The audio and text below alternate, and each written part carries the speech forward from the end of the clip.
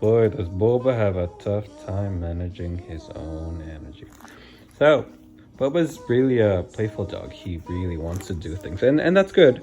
However, as we get to establish more and more of our enrichment routine and a schedule, a set of daily activities that we can do with our dogs, we can then start going more into, you know what, my dog wants to do a lot, and that's great, and I'm ready to do things with them. But can we also teach them to wait? Can we also teach them to build on that trust that the activities will come? But without all of this that you see here, where he without those activities happening, he does not know what to do. He does not know to wait. So as adults, you and I, we've practiced, hey, there's something that's going to happen, something very exciting, or I just woke up, or I have a lot of energy, or something really, really fun is going to happen next. But I know to wait. I know to practice waiting. This boy here is having a tough time doing just that. And nothing inherently wrong with that. You can see he's having a tough time right now. Nothing inherently wrong with him looking forward to do things. However, the skill of relaxing, of settling, and he's not really relaxed right now. He's just going through the motions. He's trying things to get the activities to happen. But I want a dog to be able to practice just waiting, just knowing that, okay, I see that you have a game. I know we're going to do things, but you know what? Let me just practice waiting. Because one that isn't, one that just really has a tough time doing that, is likely to also show other signs of or other types of behaviors where whenever they just don't feel like they know what to do, they'll either react or they'll run away, or there can be some miscommunication there, not just towards people but towards other dogs as well. So the more I can practice giving him a little outlet here where he can just use his brain to try to figure out, you know what's being expected of me right now. Normally we go straight into a game. Normally we go straight into an activity, and you know what, I've got lots of energy to do just that, which again, it's fine, nothing wrong with that. But on the flip side, I want him to be able to learn how to be okay just being bored for a bit, just relaxing, just waiting, just trusting that the game will follow without having to do a lot of what you're seeing him do right now, which is he just can't figure it out. He can't relax. He's coming here with far too much energy.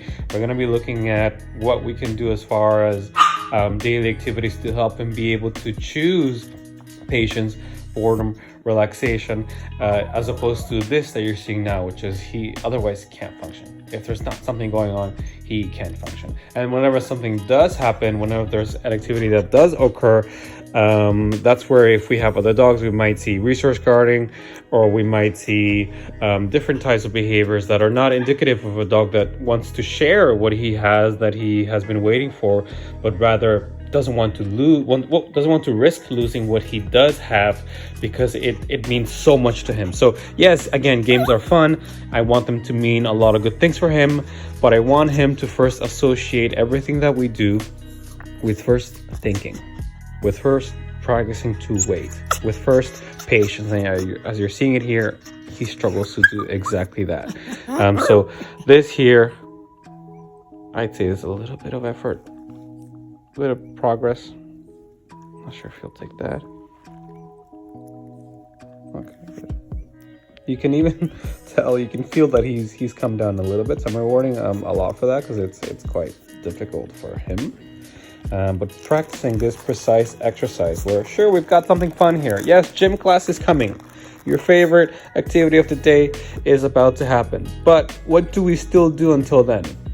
We practice waiting, we practice patience, we practice relaxing, we practice just simply being. Yes, there's a lot of excitement, and yes, maybe the first few times we're gonna get excited, but we've already gone through that. We've already gone through the excitement. We don't have to get anxious or worried that it may not happen. It's gonna happen. And by now, I know that he knows it's gonna happen, but it's a matter of how he gets it to happen. Does he practice waiting, or does he just not practice that ever at all? So here, at least here with me, he's having a tough time just practicing waiting. That's why you're seeing that I'm just grabbing the ball and I'm not giving it to him. I'm also not telling him to leave it or to do anything else. I want him to figure out. And you saw him do it here a moment ago. where he, you know what, I'm gonna lay down. And I know he's not relaxed. I know he's not calm yet. I know he's come here full of energy. He's ready to go. This is within his first hour, so he's got a lot of energy. So another upside to this type of activity where he has to learn to practice thinking and problem solving and waiting and getting to the point of just trusting that it'll come is that he, as you can hear there, he has to use his brain. And this is challenging for him. The whining that you hear there is he's trying to figure it out. He tries 20 different things. He tries jumping. He tries going down. He tries laying down. He tries sitting.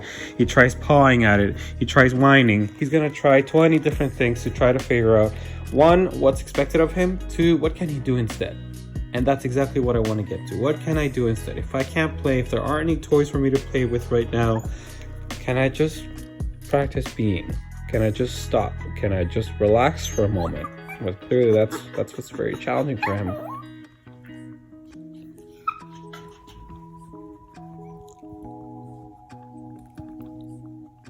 And this is exactly what we need to work on next.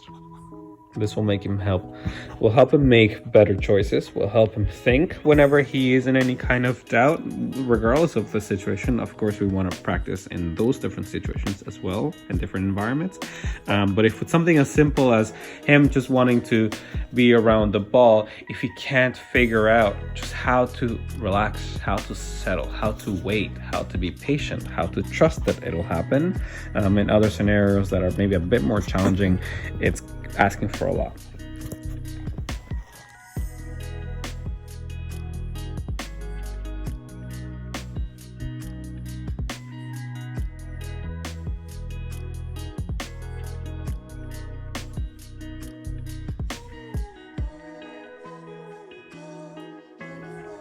It's a little bit better.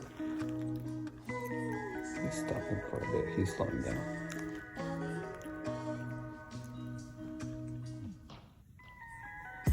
He's coming to me just now, trying just a little bit of affection here to hopefully also help slow him down. He's doing his best. He's trying harder. He's also not used to us doing this type of activity, but he's coming in so hot, especially today. He just had so much energy, which again is fine. He is an energetic boy. He needs to do things. He wants to do different things, and he should be doing them. But he also just as much needs to be okay not doing them, especially when we know that he's gonna get to do them. Especially when he knows he's gonna get to do them. He needs to be able to show us this side of himself, which is hard, which is in itself for him an enrichment challenge where he has to think, okay, we're doing nothing, okay, and eventually get to the point of enjoying that. It's a funny example, but you'll see senior dogs and senior people get to a point where they enjoy just being somewhere. And I'm sure that's a skill that comes with time, but it's so helpful, especially for dogs where they obviously don't know what to do in all kinds of situations. They don't understand the entire world around them. So it's important that this skill of just practicing to wait, of just practicing how to be, as challenging as it might seem and feel, is one that we cultivate as early on as possible. I'm sure it's something that we want not just our dogs to learn to do, but people in general, regardless of their age. If they're able to pause, take a moment, breathe, think, they're more likely to make rational, considerate, mindful decisions. Whereas here, as opposed to getting to that point, here when we just don't know how to problem solve, again, we get a bit more of this type of behavior, more franticness, potentially even a bit of anxiety out of just not knowing how to wait, how to regulate our own emotions and all that. And so again, practicing this, being able to just be, being able to just take a step back, just pause, is huge.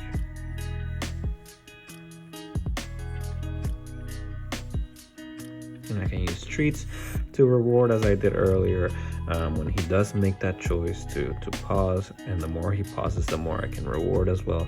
But another reward is my affection here. He's got the ball right here that he can see, but he's definitely, and this is not the case with every dog, but he's definitely taking in the affection. I feel like he's very consciously making the decision of, you know what, hey, this little massage right now, these little pets, even though, yeah, sure, the ball's there, great, but this is not so bad. Not too bad. Sure, I can play later, but I don't know if I'm gonna get these scratches later. So right now, yeah, the ball's there, but you saw the ears went back just now. I'm enjoying these little scratches. That's not too bad either. So again, for a lot of people and dogs, as we get older, it seems easier to enjoy just watching, just being there, but for pups and for young dogs, energetic young dogs like Boba here, that's challenging to do early on in life, but doesn't mean we can't try. It makes for a fun enrichment activity. It makes for a fun mental game for him. He is choosing to lay down. I'm not forcing him to lay down. He's choosing to lay down here, but I can of course use my affection to reward. So let's see, he sat down. He's down again. So I'm gonna see if I can further encourage that with my touch. Yeah, there we go. I know he knows he wants the ball. He's not fooling me, but anything that's closer to him just settling, just relaxing, I'm gonna encourage. Again, whether that's with food, whether that's with my touch, I want to encourage him relaxing as much as possible.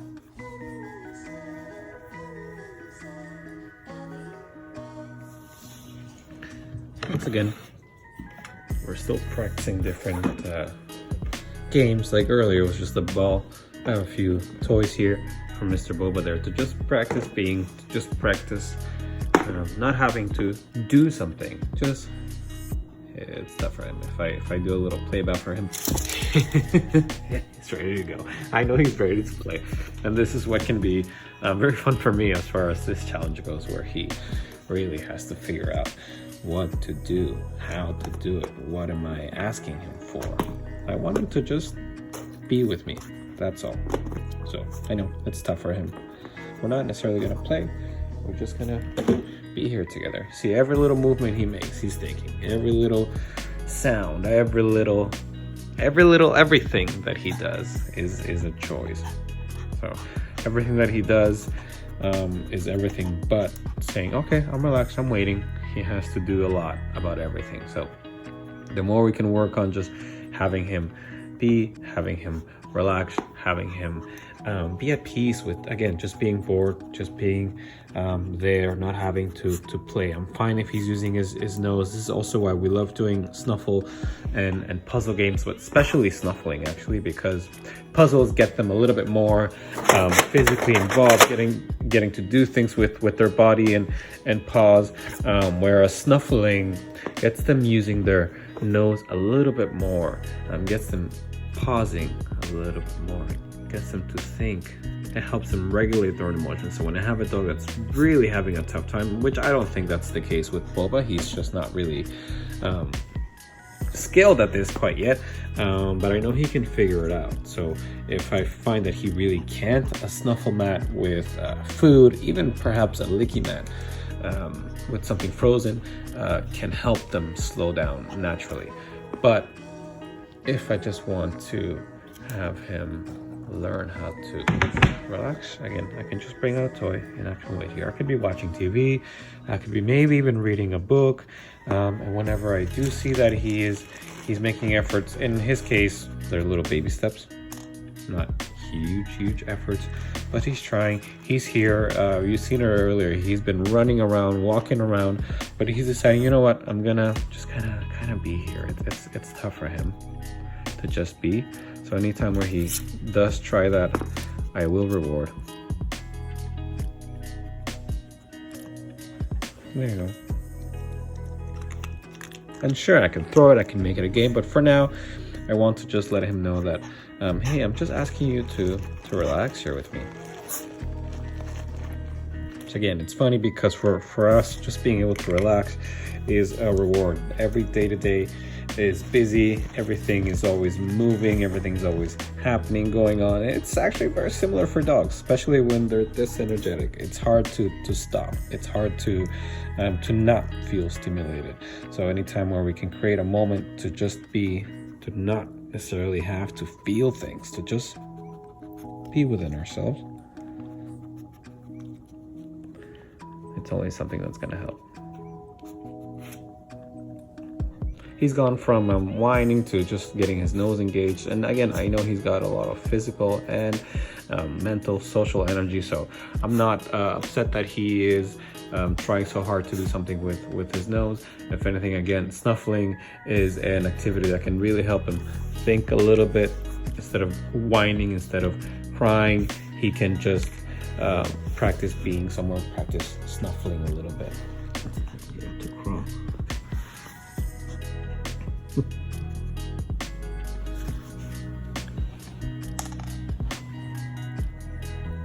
He's distracted by the smells. Like, she should have known are there before, but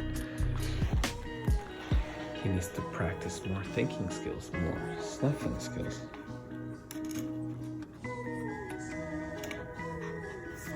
But yes, again, he's gone from that whining, from being a little bit frantic and worried maybe, to, okay, I'm gonna snuffle then. I can't do any of that. That's not helping me. I'm gonna just use my nose. And that's a good step, a very good step in the right direction.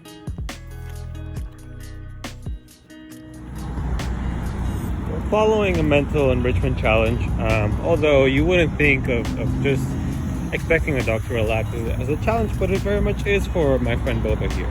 So after any kind of challenge like that, where especially if it's quite challenging for them, as it definitely is for Boba to learn to just relax, a nice walk where we're not expecting a whole lot. Of course, if there is someone that happens to pop by and he feels a little bit unsure, maybe he's about to bark, I will definitely guide him. But otherwise, a good break like this, where he gets to just hang out outside and also practice being relaxed in some way, which is, of course, tougher outside. There's a lot more going on, so I'm not expecting him to lay down. I'm not expecting him to, well, right here. I'm not expecting him to do anything similar to what he was doing inside. Good job. I know. He walked past. Let's go back. This gentleman over there, concerning Boba a little bit. But I'm losing my train of thought. But we still want to be able to allow him to have a break outside, allow him to just have a moment where he can think a bit, but not in any of a too difficult fashion. Something that's doable. So just walking, just being outside will be good for him. You can take space. They're just kids running by.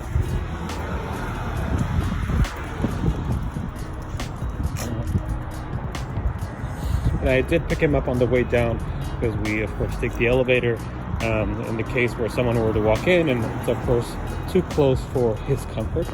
Having him picked up in my arms makes it a little bit easier for him to navigate, or for him to feel like he doesn't have to try to navigate that environment. So let's go. But otherwise, right now, since we've already done quite a bit for his brain, to his brain, I'm letting him just walk.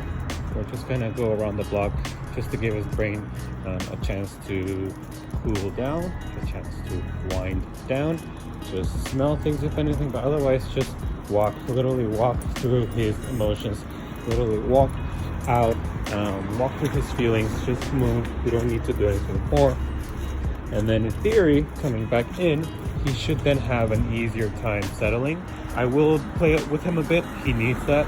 It's going to help him relax. I just didn't want to start with that right off the bat. I want him to, Boba, let's go. I want him to start working with him. Boba, let's go. Thank you. I know, too close for you. That's all right. We recovered from that. Especially if we have a dog that's somewhat tired, you may even see a bit more of that barking or just anxious behavior as a whole. Right now our walk is not for training. Right now our walk is not for anything more than just walking. Boba, you can walk. Yep.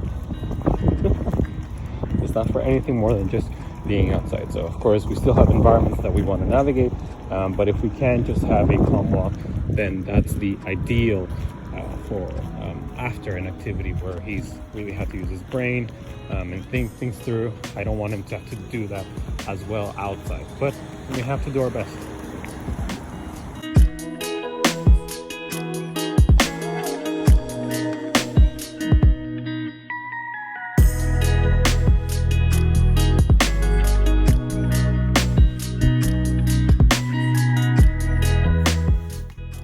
Okay, now that we're back inside, we're doing a bit more of what he has been, I wouldn't say waiting, but he's been working on waiting for, which is more of a physical kind of play.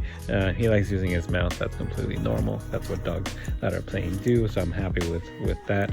I'm okay with that. If we're not, then we can use a toy instead. But he goes from using his mouth to licking. So he's very good and mindful with that. So that's why I love playing with him, which is great. So we have gym class and we both love it. We enjoy it, but there's so much more to his skills, to what he's capable of doing than gym class. And if we think about it, kids in school get 1 or 2 or maybe 3 periods of gym class a week, and then the rest is for their brain, for them to think. Library, reading time, slow down, stop, think, pause. Sure, there's recess too, but that's also for their social skills. But for their brain, in order to be able to do their best to think and stop and make good choices, it's good to get those I would say, let's call it reading week, or let's call it library times, where it's quiet and we relax. There's not much going on. We learn how to be bored. And I think right now, after his little walk, he's definitely feeling a little bit more mellow. Even my game right now, he's not that into. I know if I throw a ball, he'll be into that, but even better if I can do a game where we get to be close to each other like this. And I think he's just about ready to take a little mental break. Not necessarily by choice, but he's tired. Having him practice waiting is a lot for him, and right now he's enjoying once again the scratches. He's enjoying just pausing his brain for a moment. So good for you. I know he's ready to go. He's by default always ready to go. This boy, that's what can make having him a lot of fun, but not necessarily healthy, especially for him. So we're taking a moment now that we've done some games, we've played, gone outside, giving him a break there, and practicing taking a break here. And you see it's tough for him. Well, I'll scratch you if you lay down. There you go. When the scratches coincide with needing to rest, it's a little bit easier for him. But a challenge nonetheless. So we normally, again, start this type of activity with doing things. So changing that up a bit, where we start without doing much and just having him try to figure that out, having him try to figure out how to sort out through all of his energetic emotions, let's call them that, is quite the challenge. So that has been something that he's had to go through today. And then we played around a bit. We went outside as well. And now we're practicing once again, just being, just relaxing. Not having to constantly be doing something.